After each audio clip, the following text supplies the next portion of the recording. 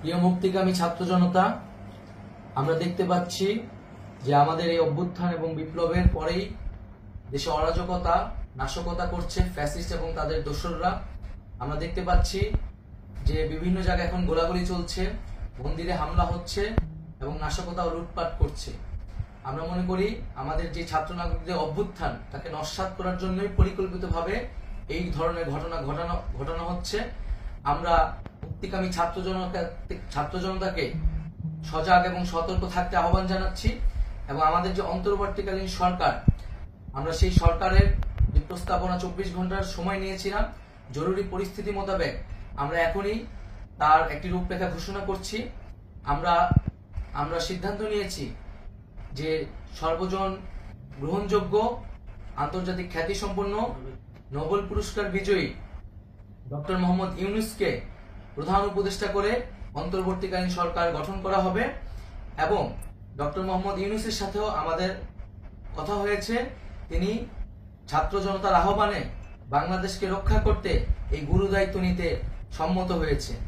আমরা সকালের মধ্যেই আমরা এই সরকার গঠনের প্রক্রিয়া দেখতে চাই। রাষ্ট্রপতির কাছে আহ্বান থাকবে যে দ্রুত সময়ের মধ্যে ডক্টর মোহাম্মদ ইউনূসকে প্রধান উপদেষ্টা করে অন্তর্বর্তীকালীন সরকার গঠন করা হোক এবং এই অন্তর্বর্তীকালীন সরকারের বাকি সদস্যদের নামও আমরা সকালের মধ্যে ঘোষণা করব। প্রিয় বন্ধুগণ, দেশে যে অরাজকতা চলছে, মানুষের জীবনের নিরাপত্তাহীনতা চলছে, সেজন্য আমরা রাষ্ট্রপতির কাছে আহ্বান জানাচ্ছি দেশে আইন শৃঙ্খলা পরিবেশ ফিরিয়ে আনার জন্য দ্রুত সময়ের মধ্যে কার্যকর ব্যবস্থা নিতে হবে এবং আইন শৃঙ্খলা বাহিনীকে সহযোগিতা করার জন্য মুক্তিকামী ছাত্র জনতাও রাজপথে থাকবে এবং অন্তর্বর্তীকালীন সরকার গঠন না হওয়া পর্যন্ত মুক্তিকামী ছাত্র জনতাকে রাজপথে থেকে তাদের যে অভ্যুত্থান, সেই অভ্যুত্থানকে রক্ষা করতে হবে। প্রিয় বন্ধুগণ, আমরা রক্ত দিয়েছি, শহীদ হয়েছি। আমাদের যে প্রতিশ্রুতি একটি নতুন বাংলাদেশ গঠন করার জন্য, সেটিকে আমাদের অবশ্যই বাস্তবায়ন করতে হবে এবং অবশ্যই ছাত্র জনতার প্রস্তাবিত সরকার বাদে কোনো ধরনের সরকার কিন্তু মেনে নেওয়া হবে না। আমরা বলেছি কোনো ধরনের সেনা শাসিত সরকার অথবা সেনা সমর্থিত সরকার অথবা এই ফ্যাসিস্টদের দোসরদের কোনো বিটিম সরকার কিন্তু আমরা মেনে নেব না। কোনো গণবিরোধী সরকারকে মেনে নেওয়া হবে না।